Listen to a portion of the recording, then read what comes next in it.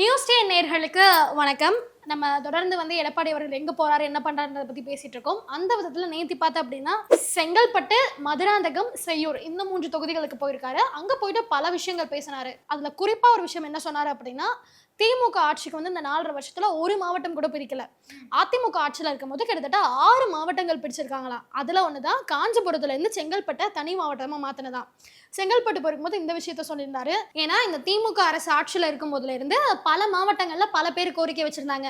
ஏன்னா சில மாவட்டங்கள்லாம் பார்த்து அப்படின்னா 2 இல்ல 3 கூட பிரிக்கலாம். அந்த அளவுக்கு அத்தனை ஊர்கள் அடக்கி இருக்கும். அப்போ எங்க ஊரே பெரிய ஊரா தான் இருக்கு, இதை தனி மாவட்டம் ஆக்குங்க அப்படின்ற மாதிரியான பல கோரிக்கைகள்லாம் வச்சிட்டு இருந்தாங்க. இவங்க தான் எதுக்குமே செவிசாய்க்கல, இது மட்டும் என்ன பெரிய விஷயமான்ற மாதிரி கடந்து போயிட்டாங்க. ஆனா எடப்பாடி அவர்கள் ஆட்சியில இருக்கும்பொழுது 32 மாவட்டமா இருந்ததை இன்னைக்கு 38 ஆக்கியிருக்காரு. 6 மாவட்டங்கள் இவரு பிரிச்சு கொடுத்திருக்காரு. செங்கல்பட்டு மாவட்டம், மதுராந்தகம் செங்கல்பட்டு மாவட்டம் தான். இப்படி தமிழ்நாடு முழுவதும் 6 மாவட்டத்தை பிரிச்சு இன்றைக்கு நிர்வாகம் செம்மையா இருக்க வேணும்.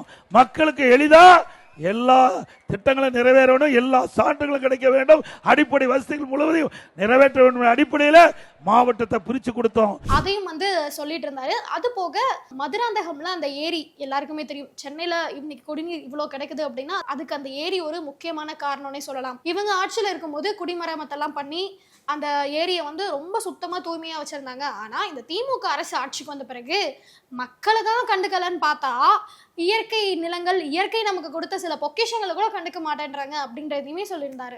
அது மட்டும் இல்ல, இந்த திமுக கட்சியை பொறுத்தவரை பிஜேபி அதிமுக விமர்சனம் பண்றது அப்படின்றது எப்பயுமே பண்ணிட்டே தான் இருப்பாங்க. அமைச்சர்கள் கூட விமர்சனம் பண்ணுவாங்க. என்ன பண்ணுவாங்க, இது பொருந்தா கூட்டணி, இந்த கூட்டணியை வச்சு நீங்க தமிழகத்துல ஓட்டு வாங்கி நீங்க ஜெயிச்சிடலாம் வேற நம்பிக்கையா இருக்கீங்களா அப்படின்னு சொல்லிட்டு விமர்சனம் பண்ணிட்டே தான் இருப்பாங்க. அப்படி விமர்சனம் பண்ணும்போது நம்ம எடப்பாடி பழனிசாமி அவர்கள் என்ன சொல்றாங்க அப்படின்னா, நீங்க பிஜேபி கூட கூட்டணியே வச்சதில்லை அப்படித்தானே, நான் சொல்லவா எப்ப நீங்க கூட்டணி வச்சிருக்கீங்க அப்படின்றத அப்படின்னு சொல்லிட்டு ஒரு சில பாயிண்ட்லாம் முன்னாடி எடுத்து வச்சாரு. இந்த 1999 காலகட்டங்கள்ல பாராளுமன்ற தேர்தல் நடந்தது இல்லையா, அப்ப திமுக பிஜேபியோட தான் கூட்டணியில இருந்தாங்க, கூட்டணி அலையன்ஸ்ல இருந்தாங்க. அப்போ யாரு முதலமைச்சரா இருந்தாரு நமக்கு தெரியும், கலைஞர் கருணாநிதி அவர்கள். அவரும் நம்ம வாஜ்பாய் அவர்களும் முரசொலி மாறன் அவர்களும் சேர்ந்து எடுத்த ஒரு போட்டோ அவர் கையில வச்சுட்டு ஆதாரம் என்கிட்ட இருக்கு, நீங்க வேணா பாருங்க அப்படின்னு சொல்லிட்டு அங்க இருக்கக்கூடிய மக்கள் கிட்ட காமிச்சிட்டு இருந்தாரு.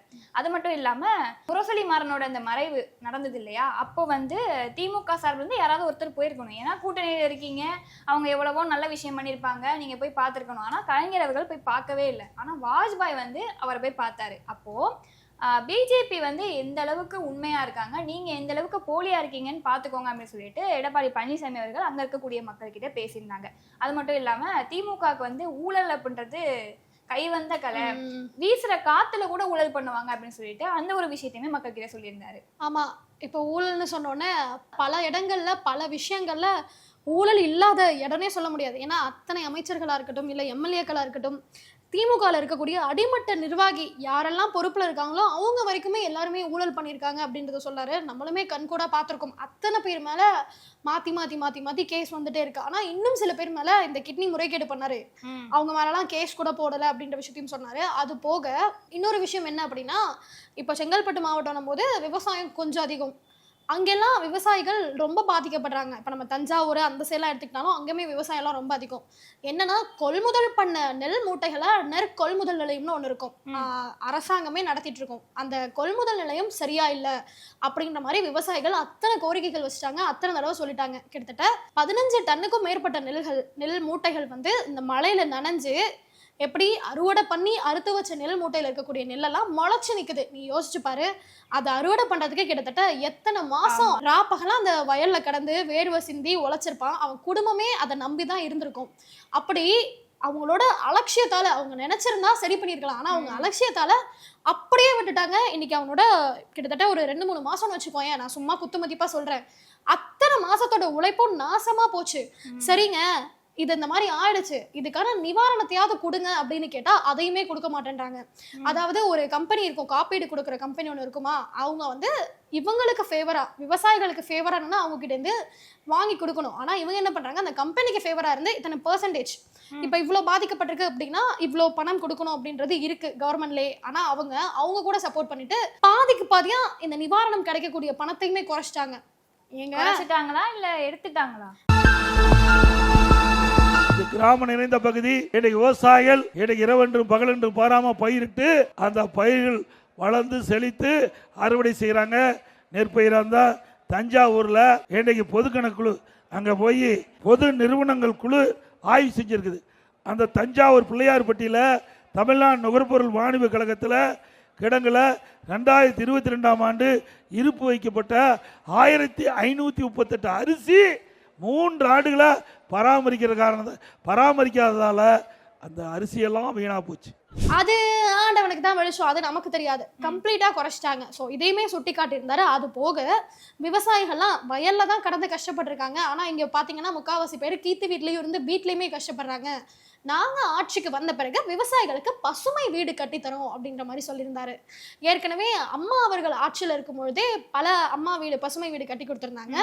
இப்போ இவங்க அந்த வீட்டுக்கு தான் ஸ்டிக்கர் ஒட்டி கலைஞர் வீடுன்னு மாத்துறாங்க. அதையாவது உருப்படியா பண்றாங்களான்னு பார்த்தா அதுவுமே சரியில்லை, ஏகப்பட்ட குறைகள்.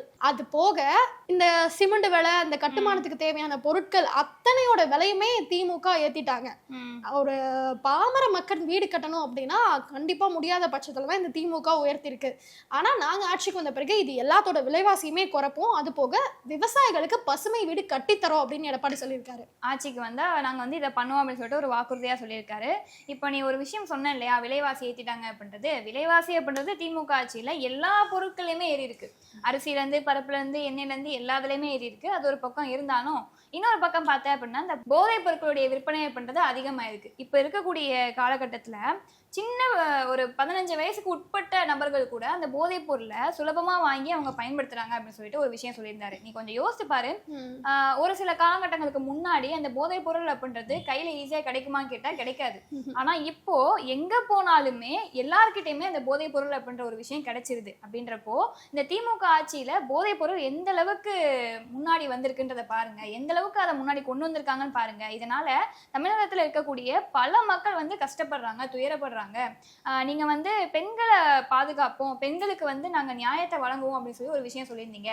அது மட்டும் இல்லாம திமுக ஆட்சிக்கு வர்றதுக்கு முன்னாடி கனிமொழி அக்கா வந்து ஒரு வார்த்தை சொல்லியிருப்பாங்க, தமிழகத்துல வந்து இளம் விதவைகள் அதிகமாயிட்டாங்க, ஸோ அதனால நாங்க ஆட்சிக்கு வந்தா இந்த மதுபான கடைகளை வந்து மூடுவோம், மதுவிலக்கு அப்படின்ற ஒரு விஷயம் இருக்கும் அப்படின்னு சொல்லியிருந்தாங்க. ஆனா இப்போ கேட்டோம்னா அவங்க மறுப்புறாங்க. நான் எப்போ சொன்னேன்ற மாதிரி மறுப்புறாங்க. அது ஒரு பக்கம் இருந்தாலும் இப்போ வரைக்குமே திமுக ஆட்சி வந்ததுக்கு அப்புறமா இந்த இளம் விதவைகளோட எண்ணிக்கை அப்படின்றது ரொம்பவே அதிகமாயிருக்கு. என்ன காரணம்? போதைப் பொருட்கள் வந்து அதிகமானதுனால. இப்போ போதைப் பொருள்னு எடுத்துக்கிட்டோம்னா இது பெரியவங்க கைக்கு மட்டும் கிடைக்கல. முன்னாடியாவது அங்கங்க இலை மறைவா காய் மறைவா அங்கங்க கிடைக்கும். ஆனா இப்போ பொட்டாம் பொதுவா விற்க ஆரம்பிச்சிட்டாங்க. அது போக 6வது படிக்கிற பையன், 8வது படிக்கிற பையன், ஸ்கூல் படிக்கிற பசங்க கைக்கு வரைக்கும் இந்த போதைப் பொருள் கிடைக்குது. இவ்வளவு சகஜமா தமிழ்நாட்டுல போதைப் பொருள் புழங்குது அப்படின்னா இது அரசாங்கத்துக்கு தெரியாமலா இருக்கும் அப்படின்ற ஒரு கேள்வியுமே எழுப்பியிருக்காரு. அது போக மது கடைகளை மூடுறோம்னு சொன்னாங்க, மதுவில கொண்டு வரோம்னாங்க, ஆனா கொண்டு வரல. டாஸ்மாக்ல விற்கிற சரக்குல பார்த்தேன்னா பூச்சி கிடக்குது, பள்ளி கிடக்குது. அது போக நேற்றுக்கு ஒரு நியூஸ் ஒன்று பார்த்தேன், பீர் பாட்டில் இருக்கு, ஓப்பனே பண்ணல, பீர் பாட்டிலுக்குள்ள ஒரு மூடி கிடக்கு, திறக்காத பாட்டிலுக்குள்ள ஒரு மூடி. இந்த லட்சணத்துல மதுக்கடைகளும் இயங்கிட்டு இருக்கு. அதையும் மது பிரியர்கள் வாங்கி குடிச்சுட்டு தான் இருக்காங்க. ஸோ இதுல வந்து யாரை குத்தம் சொல்றதுனே தெரியல. அதனால எடப்பாடி அவர்கள் எல்லாருமே கொஞ்சம் விழிப்போட இருந்துக்கங்கடா அப்படின்ற மாதிரி தான் சொல்லியிருக்காரு. ஸோ தொடர்ந்து நாளைக்கு எங்க போறாரு, என்ன பேசுறாரு அப்படின்றத அடுத்த வீடியோல பார்க்கலாம். நன்றி.